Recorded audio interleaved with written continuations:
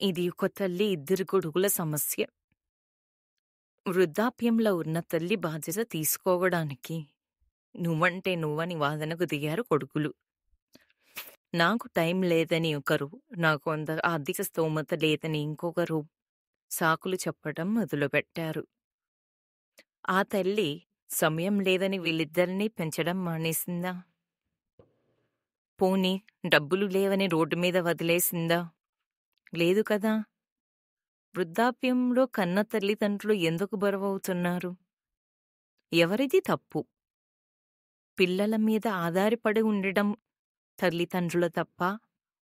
లేదా తల్లిదండ్రుల్ని చూసుకోవడానికి సమయం లేకుండా బ్రతకడం పిల్లల తప్పా? ముందు తరాల నుంచి లేని ఈ సమస్య ఇప్పుడే ఎందుకు వినిపిస్తుంది? ఇరువైపు వాదనలు ఏంటి? ఈ సమస్యకు పరిష్కారం ఏంటి? మన ద్వారా ఈ సమస్యకు పరిష్కారాన్ని తెలియచేద్దాం. మెజారిటీ పీపుల్ ఎటువంటి సలహాని సూచిస్తారో తెలుసుకుందాం.